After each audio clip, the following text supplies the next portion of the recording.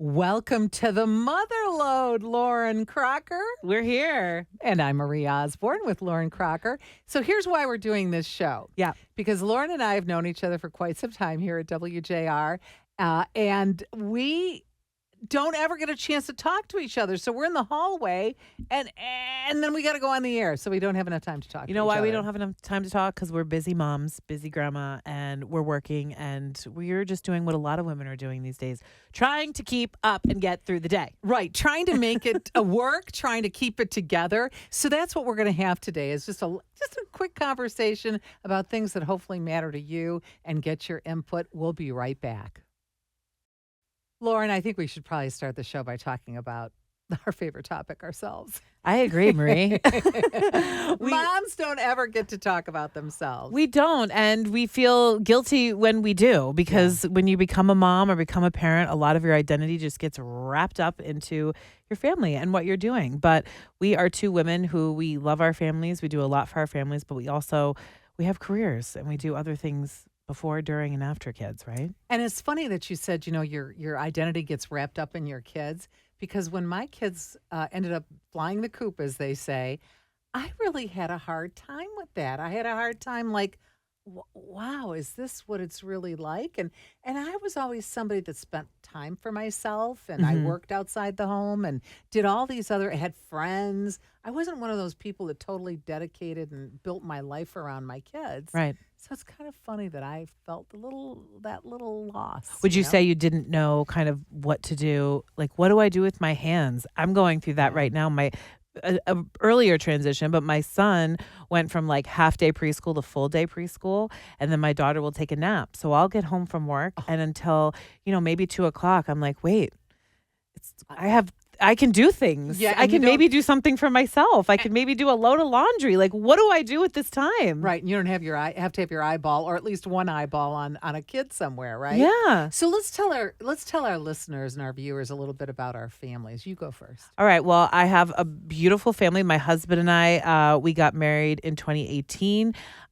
We got pregnant right away with our first son, Presley, who sadly we lost. He was stillborn, but he's our angel baby, our baby in our hearts, as we say. And then we went through some stuff. We had a hard time getting pregnant again, and we really wanted to, and it took some time. So we ended up doing IVF. We did 2 retrievals. Our first was successful. Our second was not. We had 2 beautiful embryos ready to go. And I said to Michael, we're taking the holidays off. We're going to have a good time, and we're going to do a transfer in January. And I had all the meds ready to go, ready to transfer. And then, boom, got pregnant. I love this story so much. We had our son Sylvester 9 months later. So Sylvester is our boy, and he's about to be 4. And then the same thing happened. He reached, about a year and a half or so. You get that itch, right? And I'm like, if we're going to have another one, we got to do it now. Because my mama's getting older, and I don't know if I want to carry babies all through my 40s. And so we did the same thing. We were going to transfer one of these embryos, and all the meds came to my house again, and we conceived our daughter, Astoria. Just wild. It is not very common in the fertility world. No, it is not. It is. We realize that we are just not, we are kind of alone on this island. But I also hear other stories of it as well. But for us, this is the way our family happened, and we couldn't be more grateful. So Sly's about to be 4 in just a few weeks, and Story's going to be 2 in November. And they're the light of our lives. We love them. Yeah, and you never stop loving them, because I have a very different story, because, of course, I'm so much older than you are, Lauren. My husband, John, and I have been married almost 50 years. Wow. I was married when I was 10. That's always the joke that I tell. I was married when I was 10. I like it. So, child bride. Yes. So we have 3 children, and our youngest, John, passed away 8 years ago of an undiagnosed heart condition. Mm-hmm. So that's how you and I kind of share our stories sometimes, and we share our grief, and we'll be talking a lot about that here on the show. I think as the show progresses, we'll talk more about that. But I do have 2 children. My daughter is my oldest. She lives in New York State with her husband, and that's where my fabulous grandson comes from. He came into our lives through adoption. So there's a similar fertility issue story there too, like you, Lauren. But he came to us through adoption, and I just have so much to say about that, because it was just it was seriously one of the most important moments of our lives when he came, when I got that phone call and I heard my daughter say, Mom, is Dad there with you? And I said, yes. She said, put me on speakerphone. And I thought she was saying, I'm coming for a visit or something, right? And then she told us we were grandparents. So that was a miracle and fabulous. Yeah. And then our son lives in this area, and he has a wonderful girlfriend, and they are homeowners, and they just are great. They're always in and out of the house. They are like you, Lauren. They're in their careers, they're in their jobs. So I'm at that place in my life, and my husband and I just kind of. We have a dog, which keeps us very busy. I know you have pets too. Yeah. And so, and he's still working and I'm still working, and we just love our careers. Yeah. And, but when we say family comes first, it really does come first. Well, and I look at you, Marie, you've been doing this and doing it well for so long. For centuries. Since you were 10. But it's inspiring for me because I've been doing this for a little while as well, but I consider myself still going through my career journey and becoming a parent while doing it. I work very early mornings. I'm on the morning show on 96.3 WDVD, our sister station, plug. And I have to get up at 3:30 in the morning. And I give out a lot of energy and a lot of myself in the morning. And then I get home, and I'm fortunate that because of my schedule, I get afternoons with my kids. I know so many parents that work 9 to 5 and they're barely seeing their kids before dinner and bedtime. But at the same time, I have to re-energize and basically have a whole nother day. You do. To be with them and to be there and present and the kind of mom I want to be. And it's not easy. So I look at you and I'm like, your kids are awesome. They're out of the house. And you did it. And you're still doing it. You still love your work. I do. And what's interesting is you talk about, I worked mornings for most of my career as well when my kids were growing up. And I have so many hysterical stories to talk about when they were at home in the morning and I was off to work. And, I always felt like I didn't need to be there to pour their cereal in the bowl in the morning because then they'd go off to school. But boy, I'm telling you, Lauren, when they come home from school, when they start to get into those elementary years, you are so going to want to be there because, the kids, the volleyball team came to our house. I could always say, oh, I'll do pickup. I mean, because you're always there. I know it's hard on you because you have to get to bed early. You got to get up early. As you said, you've got to have your mind, heart, and soul into this work in the morning hours. But in the afternoon, the evenings, you're always there. You can go to teachers' conferences. You can do all that stuff. You're not missing out on that. So I love the morning schedule that we have in radio often. And I'm glad you say that because there are some mornings, especially as littles, I'm jealous that my husband's home with them in the morning because I always feel like my kids are really well behaved in the morning. And by the time they get to that 4 to 7 p.m. window of chaos, they're just like, oh, we'll give it all to mom, But I do realize that it's a blessing to be able to put them to sleep every night. You know what? To do that. There's something about when moms come home, and I think I don't care what schedule you work. I think every mother feels this. I used to tell my husband, John, I open that back door and I come in, I've got my briefcase and I'm haggard from, it's my day. And I called it the night of the living dead. They come out at you because you're mom and they bring you all those problems. Yep. They're not bringing dad those problems. They're bringing mom. They those save problems. that energy So for I don't care what time you work. They're always bad when mom's around. So true. Yeah, they're always bad. So so that's, our schedules I think are a little weird and a little unusual for a lot of working moms, but I think that they've always, now I have a different schedule. And of course I love it too. But it's funny now I kind of orient myself to what days can I have off to see my grandson. Of course, he lives out of state. So, when he's visiting, it's like everything stops so that we can spend time with him. And he's 3.5. So he and Sly are kind of the same age. And it's interesting kind of doing the same kind of stuff. Yeah. It's a wild time in the toddler's life, man. We call him our Sour Patch Kid because that's literally what he is. Every minute can change. He is the sweetest little thing in the world. And then 2 seconds later, he's like, he told me the other day, I don't love you. I only love daddy. Yeah, but you know what? Well, that's nice. Don't you think that's developmental too? I mean, kids. They say it is. Yeah. And they say the wilder and crazier your kid is at home, that means that they feel safe and you're, inspiring them. They should feel like they are not afraid to be themselves. But some days I'm like, really? Can you just be quiet? Well, back in the day, they used to say house devil, street angel. And that's what you want them to be. You don't want them to Okay. be a house angel and a street devil. That's true. Because then the police get involved, and you don't want that. All right, you're listening to the Motherload with Lauren and Marie. Generations of wisdom, wit, and what now moments. We'll be right back. We're back with the Motherload podcast. I'm Lauren Crocker. I'm Marie Osborne. And you're our first guest. I love this. Yeah, Is, this is inauguration very year. special. Kerry Doman is here, a good friend of mine, and I think of you as like a mom mentor. You're a little bit ahead in your kids' ages than mine, so I love your advice. And you also run one of my favorite places to go on Instagram, Little Guy Detroit. If you have littles, families, grandparents with littles coming to town. We just started following you as well. Yeah, Yes. Parents are a big demographic for us. I bet. And you need to know what to do around Metro Detroit. Go to Little Guy Detroit. It is my Bible. I look at you all the time. I'm always on it.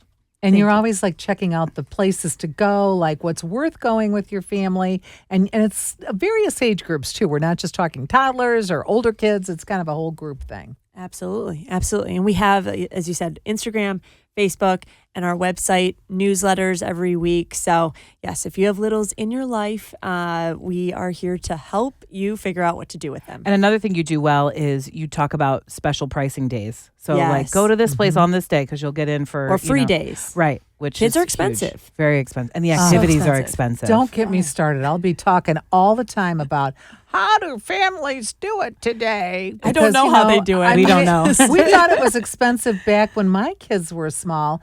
When we're looking at prices like $200 for a family of 4 just to get into something, Yeah. to see something, I mean, that's shocking to me. I know. It's and, tough. And you go out and eat with your kids now, and you're like, what did we eat? How was that $100? Who's I don't- having the caviar? Yeah. Nobody ordered a cocktail. There's kids' meals. What did we consume for $100? I'm becoming that person where I'm like inspecting the receipt. Like, there's no way it could Right. be that much. Yeah. We're Right. like, oh, we are a family of 5. Yes. Especially when your kids are in a mood where they don't want to eat. And Love you're like, that. great, we just paid all that money Love and that. we're going to take it home. A learning moment here. My colleague Kevin Dietz over on WJR told me that when his kids were small and they would go out to eat, when the bill would come, of course, Dad would pick it up, but he would always hide it and say, all right, everybody guess as to how much the food bill was. And he said he did it because he wanted his kids to know what food cost and what Understand it the cost.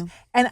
And I thought that was a super duper idea. Yeah, I like that. I love that. Yeah, I'm going to right? start doing that. Yeah, because your kiddos are like I said, they're a little bit older than mine. Tell us a little bit about your family and what's going on in your house right now, because it's a lot. So much. Well, my amazing husband, Severio, he and I have 3 kids. We have a 9, almost 7, and 4-year-old. And so 2 boys and a girl who she's third child, but she's running that household. Yeah, I bet she's the queen. She's a fierce young woman, and which I love that. But yeah, she's challenging me to be the best mom I can be. Yeah, and you're gearing up for all the back to school stuff right now, because at those Yes. ages, back to school is really, for me, Sly's in preschool. It's like, get the Lysol wipes, get the paper towel, make sure Yeah. he has a lunchbox. It's not that much, but I look at moms with like school age kids. It's a lot this time of year. And we've been told my oldest is going to 3rd grade. We have been told that 3rd grade in our school is like homework begins. We've had homework before, but like, no, this is a whole new story. So, but thankfully he is fine. He's the one where you're like, hey, you have your homework. He'll sit at the kitchen table. He'll get it done. I had one of those firstborn. too. Awesome. The firstborn here Firstborn. too. Yeah. Birth Didn't have to order worry is about a it. thing. Yeah. And your other one is going into what grade? Your other boy? So I have 3rd, 1st, and pre-K. Wow. Yeah. So you're all over the map. We are, but they're very good. We have, I think we've done a pretty decent job where they love reading. Mm-hmm. They are just they all are doing very well and enjoy school. Much to my middle will tell you otherwise, but he enjoys it. And also, this is the time when you get to watch your children with their friends, like those 2 older ones. You can sit back and observe. And let me just tell you, as a mother who's gone all through that, you will learn a lot of stuff listening to your kids. They don't know you're listening, but listening to your kids with their friends talk about what's going on in their lives. we have adopted a very open door policy in our house. Like, we want to be the house where the kids want to be.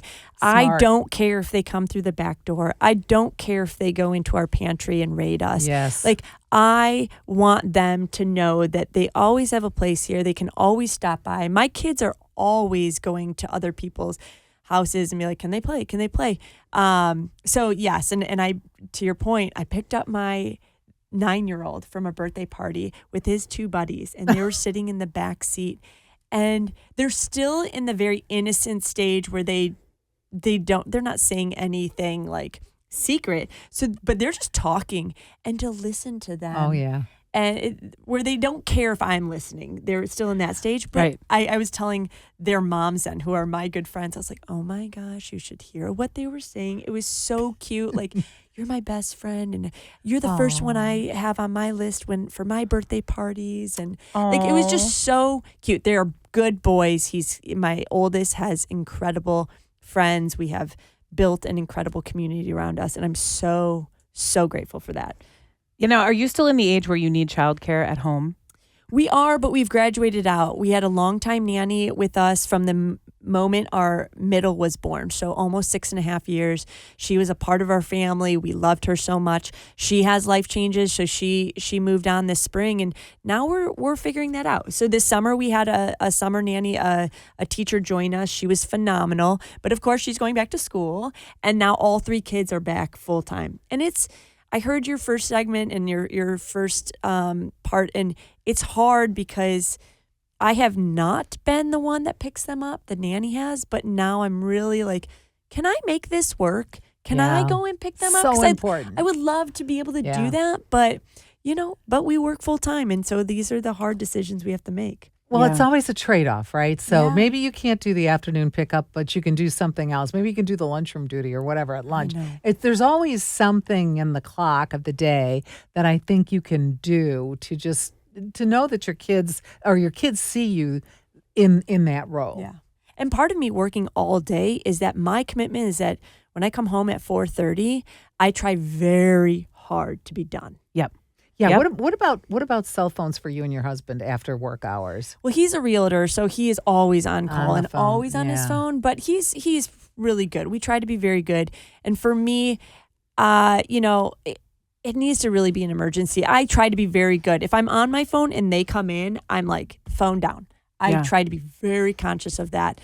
But the reality of our world and work, my work is online. So Yes. the reality is that I have to be on my phone sometimes, but I will very clearly be like, hey, mom's got to do this post. So if you can let me finish this up really fast, I will, I put it down immediately thereafter so that they see that. And forget talking on the phone. Every time I get on the phone, my kids are at Oh, the gosh. age where they just start screaming for no reason. But I wanted to say something to you. You might not be there for pickup every day, but you're also the coolest mom ever because you're little guy. Like every event that's happening for kids, you're taking them. And I've seen it because you come on our show and you talk about how you're taking your kids to the live golf thing coming up, and you get out with your Live kids. golf. Yeah, Wow. and you do all these shared experiences that you have access to and you know that are coming, and that's cool. Like not all parents are willing to get out and try all those things with their kids, and you do that. I love that about you as a mom. We are very active with them. Yeah. My daughter, I think I'm spoiling my daughter because of all of our Little Guide events. We always have princesses. We went to the Birmingham outdoor movie, and Moana was there. And my my gosh. daughter just walked right up to Moana. Forget the line. And I was too far behind her to be like, there's a line. She was just like, my mom runs. I was like, this is not our event, honey. You cannot just walk up to these princesses. They're alive. But I mean, it's really, they, and they see that too. They are at our events too. Yeah. And my oldest, I put him to work. He stays. I get there so early. He doesn't do the morning part, but he will stay after and he'll help take down the tables, put the tablecloths away. And I think that's just part of them understanding and appreciating that mom works, and it's for the betterment of all of us. Yeah. Kerry, can you stay for another segment? Because there's a very important topic that we want to talk about. More women not getting back into the workforce, according to some research that we found. So we still want to talk to you about that. Would love it. We got way off track talking about what else? The kids, right? All right, you're listening to The Motherload with Lauren and Marie. We'll be right back. We're back. Yeah, we're back, and we're so happy to have Kerry Doman joining us of the Little Guide. Not only talking about the Little Guide and all the great stuff that's in that, and please put this, get a load of their Instagram account, take a look at it. I'm a grandparent. I love it. As soon as Lauren told me about it, I went right there because when the kids visit, you want to have that at your fingertips. So be sure to download it and look at it and just be friends with Little Guide. Thank you. And Kerry, we wanted to talk with you a little bit about some information. The Census Bureau, there's some new data that shows the share of mothers aged 25 to 44. So we're talking about young moms here, like Lauren, in the labor force has dropped 3 percentage points since January. Why do you think that is? Oh, that's tough. Well, I mean, it's tough and it's not tough. I remember having my first child, and I said to my husband, I go, if I didn't love what I do so much, I can totally understand why a mom would want to stay home with their kids. I never had that until the child was my son arms, was in right? my arms. And it's so hard. Don't get me wrong. Like I find it harder to be a stay-at-home mom, which is part of why I love working so much. But I just think that love that you feel, especially in those first several weeks and months, I get it. I totally get it. But I also personally, I love working. I love what we do. But I also love the flexibility it allows me and my family. So that's not a part of every job. So the CDC says that this is partially due to the fact that the rollbacks have taken place after the pandemic. So more people are having to report to in-person work. So that makes a difference. But I'm curious, Lauren, what about you? When you did you get that feeling? I'm going to work after the babies are born, but then you get them in your arms and you're like, I don't know. Kerry, I could have echoed your same sentence. I was the same way. I was always that mom when I was pregnant that was like, maternity leave, I'll be great. I'll go back, do what I love to do. And then the minute it was like counting down the weeks. Yeah. I got to go back in 2 weeks. I got to go back in 1 week. I got to go back. I was freaking out. And each child was different. I had more anxiety with Sylvester because it was our first time leaving our child with our nanny and with childcare. So I had all these anxieties of like, no one's going to take care of my kid better than me. Yeah. And then with Astoria, it was almost more sad because now I had these two at home that we were, and I was like, she was born November 2nd. So not only were we in the newborn bubble, it was the holidays. Yeah. And I came back to work after the holidays. So it was just like I was in this bubble. And I also knew that, Astoria was going to be our last baby. So it was that. I'll never go through this maternity leave situation again. I also think, and there's a lot of conversations about this, in the United States, we could have a little bit longer. I know FMLA is approved for 3 months. 3 months is not long enough. A girlfriend of mine lived in Sweden, had her son there. She's now back in the States, but they had a full year. Yeah. And I'm not saying I need to be home for a year. I think there was always a part of me when I was home, I knew that I wanted to work. And like you said, Kerry, it's because I love what I do. Yeah. I knew I wanted to get back to it. I just had a hard time pinpointing what was the right time to do that. And I think it's different for all of us, right? Listen, back when I had kids, it was 6 weeks. You had 6 weeks, and then you had to report back to work. And there was certainly no father, leave for the dad. Oh, right. Are you crazy? I mean, this was so many years ago, right? So we had 6 weeks, and people didn't, there was just so little understanding. I remember, and this wasn't so long ago, working at a radio station. And this was after I had my kids. They were already in school, probably the age of your kids, in elementary. And I walked into our bathroom here at the radio station, and, it had several stalls. And I hear this like weird noise, like a mechanical noise coming from one of the stalls. We all know what that is. And no, but I did. At the time, I didn't know what it was. I said, "Hi, it's Marie. Who's in here?" And the person said, "It's so-and-so. I'm just pumping." She was in the stall of the bathroom pumping. And I said to her, "Isn't there, can you go into the lunchroom and do that? Why are you doing it in here?" Well, she couldn't do that because that was not acceptable. It was not accepted in the workplace to be doing something like that. I mean, things have changed so much. I hate to always say that and rely on that, but it really has. And to your point, Lauren, I think for every family it's different, and for every mom it's different. But 6 weeks is not enough, and I'm not so sure 3 months is either. because You want me to blow your mind? Yeah, what? As an entrepreneur, you get none. I That's know. the other thing. I was working in I was 9 years ago. This was pre-Little Guide. This was my other entrepreneurial venture called After 5 Detroit. And, we were a 1-2 person show. I mean, I didn't have the infrastructure set in place. So, yeah, I think he was born on a Saturday of Labor Day weekend. And by Tuesday, I was We have physicians. We have physician friends who are cardiologists, and they too. I mean, there's none of this. So, I mean, they're just back on the job, and studies have proven time and time again that those first 3 months, the bonding between mother and child, are vitally important for the rest of their lives. Well, and that, but also the health of the mom. Mother, yes. Whether you deliver vaginally, I was a C-section mom. I had 3 C-sections. Same. You feel like your core, I mean, what is your core after 6 weeks? It's still not existent. Yeah. And you're sitting up, you're not laying down resting, you're breastfeeding, you're doing all the things that you're supposed to do as a new mom. So even my physical health, like I remember coming back to work and being like, am I ready for this physically? Am I ready? Like there's so much. And I think also the economic part of it. We talk about childcare. You talk about how expensive it is. I think a lot of couples will look at their budgets and look at their salaries, and maybe one parent is like, I make what we would pay a caregiver. Yeah. So why am I giving my kids to a caregiver when I can just take care of them? I hear that a lot. And I think that is a huge part of that study is where you're looking at the economics and you're like, I make the same as what we pay, but I'm also driving there, paying for parking. And your clothes and your lunches and all that other stuff. It just washes out and you're like, I'd much rather be at home. Let me digress for a moment. Lauren, you brought up your core. When you get to be my age, you don't have a core either. So it's kind of a full circle moment good. For moms. Just, you have it, then you don't, then you get it, and then you don't. It's a whole thing. Good. We'll be okay then. I think so many families are faced with this question now, and it doesn't surprise me, these statistics. So what's the best way? I mean, I know you're an entrepreneur. My husband's an entrepreneur, by the way, so I understand all that. But so as employees and employers, what conversation should we have with our employers while we're pregnant to say, look, I need this amount of time, or I'm thinking I need this amount of time.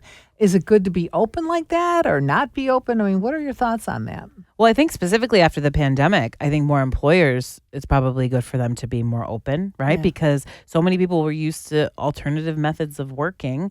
And some of those, some of the bigger companies you hear about have continued to adopt them because they want to keep good employees. Yeah, right. So maybe employees do have the upper hand right now where you can go to your boss and be like, can I work out something where I'm out of the office for 3 months and then I'm home for another month? Or, maybe work from home for another month. Yeah, right. Work from home. Maybe, or work from home 3 days a week. Right. Negotiate some kind of change where you're still fulfilling your work, but you can also be home a little bit more. And then if they say no, you're like, okay, well then can I have a raise? Because childcare is this much. Yeah. It's the facts are the facts. And can we talk for a minute about the cost of childcare? I mean, I don't know how some families do it. It really is backbreaking for so many families. We pay for a preschool and a nanny, and I always say we're going to be so rich when they both go to school because we're going to feel like we just won the lottery. No, because then you have to save for college. I'm just telling you. That's true. I'm just telling you, okay? Because that ain't cheap either. Yeah. So you'll have to do that. But, how do you negotiate that and find the best places for your kids? Mm-hmm. Well, not only places or in-home care. That's not cheap either. I mean, and anything times 3, that's just in our boat. Sometimes you just have to put your hands up and be like, yeah, anything times 3 is a lot more money. And we're working for our kids right now. We are. And as our financial planner says, you just have to succumb to the fact that you are in the most financial, like this is going to be the hardest and the most expensive years of our lives. Yep. And we have come to understand that of like, okay, this is what it is. And enjoy it. Yeah, we just have to enjoy it. Yeah, you do have to take a minute to really smell the flowers because the budgeting and all that stuff can really, really get you down. That's for sure. Kerry Doman, thank you so much for joining us. I know you won't be a stranger. We're going to have you back to talk about more things and fun stuff to do with our kids. I'd love that. Thank you for having me. Yeah, like the best splash pad or, all that kind of stuff. So She we'll knows have them you all. back. Cider mills. We're going straight Oh, into Straight cider to mills. cider mills. We're ready. Splashing straight there. And a great segue, because when we come back on the Motherload with Lauren and Marie, we're going to talk about, gearing down summer, gearing up school, getting our kids ready to go back to school. Mm-hmm. We'll be right back.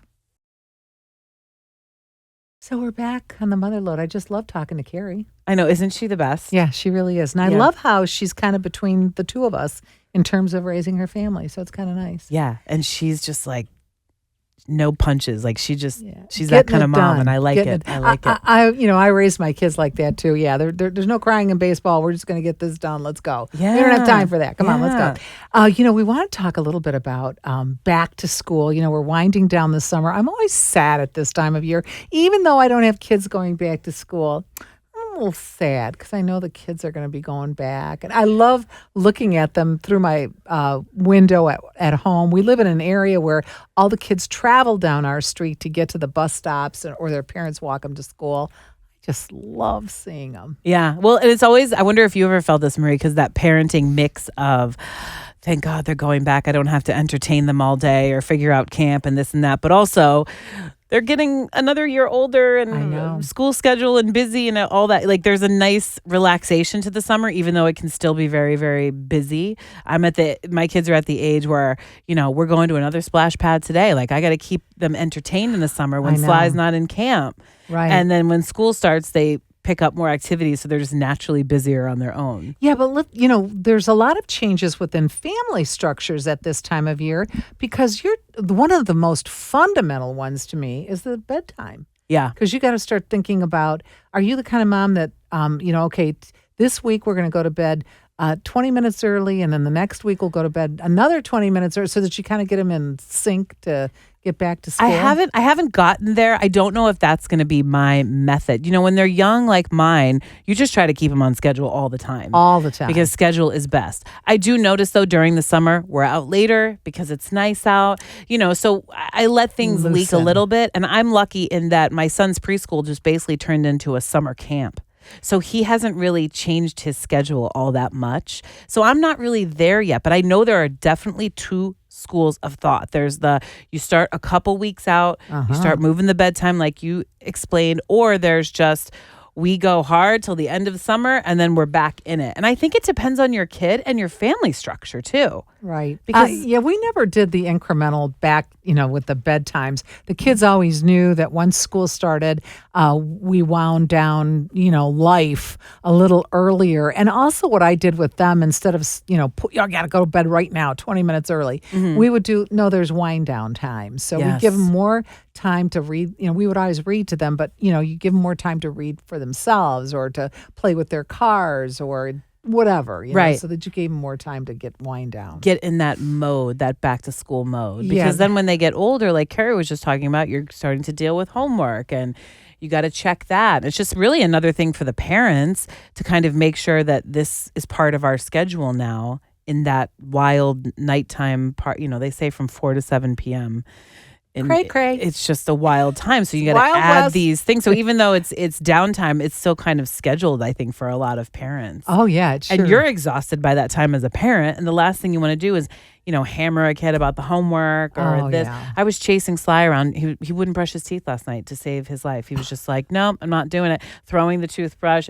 And I'm like, I'm not chasing this child around the house. I'm exhausted. No, you're exhausted. So it's just those little things, those little transitions. And as they get older, I think it's just ever changing. So it's funny because my daughter, who has the 3.5-year-old, it's very much to Sly's age, she called me she has the patience of a saint.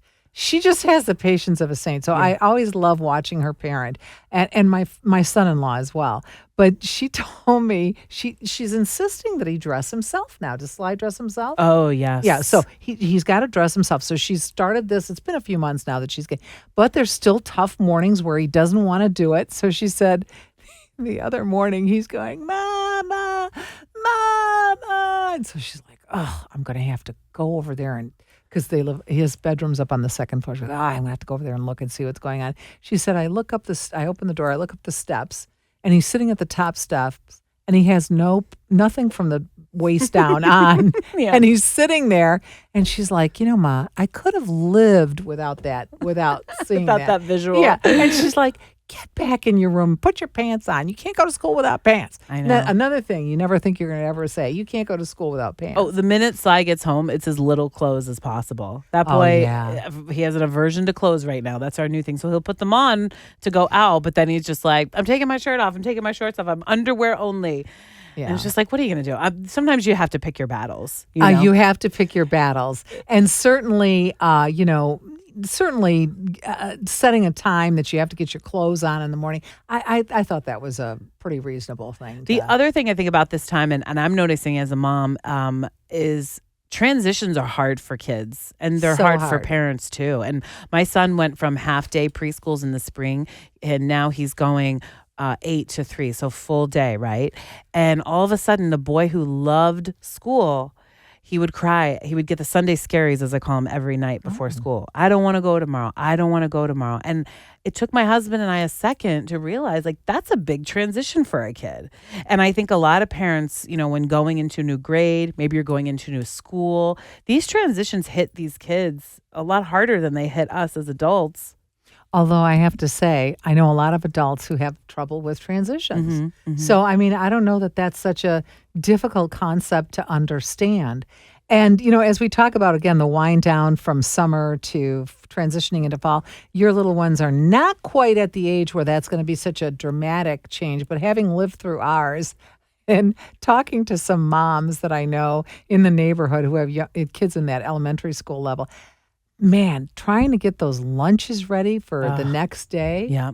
Do you do the lunches? We do the lunches. I do the lunches the night before. Is it always you? Or when my husband travels, I do them the night before so they're ready to go for our nanny. When he's home, he takes care of it in the morning. So, and I like to compare because I'm always like, Sly, how was mommy's lunch? Because as you know, my husband Michael's the cook in the family. Oh, he is. And so I'm always like, he ate more of my lunch than he ate of yours. Like, I get really happy when Sly eats my lunch because I can just see Sly when his dad prepares lunch. A nice little fillet. Oh, yeah. Some roasted vegetables on the side. Little chocolate mousse for dessert. Michael was annoyed with like allergies. He's like, why can't I give my kid this kind of bread and this kind of peanut? Like, this is what he likes. I'm like, honey, you got to play by the rules. Well, and then there's, and we talked about this privately before about, the allergies that in schools that you have to be careful because there's so many rules now about what your kids can and cannot bring to school. But my thing is, don't you get tired by like May or April that, oh my gosh, I got to do more lunches? Yeah. I mean, it's just one of those things. It becomes a part of my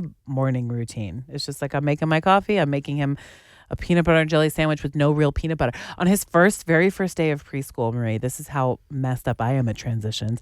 I packed him a peanut butter and jelly sandwich with real peanut butter on bread that had seeds in it. And he sits next to the most allergic kid in class. And the teachers were so nice about it. They're like, just a reminder, we don't do real peanut butter here. Here are some suggestions. And I was like, I messed that up on the first day of school. Well, I have a great story to tell. This is one of our family members, a niece, who her husband was supposed to pack because they tried to divvy that responsibility up. He was supposed to pack the lunches, and for some reason, he was like just throwing in, I'll just throw in a fruit, strip and some string cheese.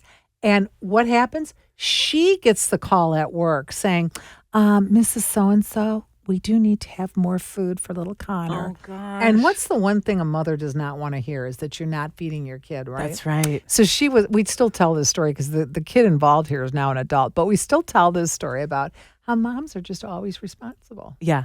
And mom probably the one was being talked about by the teachers, not the dad. That's the other thing that you are always worried about. All right. The Motherload with Lauren and Marie. Lauren, what a pleasure. I just love always talking to you about kids and family issues. And, in the months to come, we want to we want to bring experts in to talk about life transitions and children transitions and things, how much screen time should a kid have? All of those things. We want to talk about all of it. Yeah, absolutely. I love doing this with you. Thank you, Marie. I love working with you too. Thanks, Lauren. All right. You've listened to The Motherload with Lauren and Marie. Generations of wisdom, wit, and what now moments. A lot of what now moments. Thanks, everyone.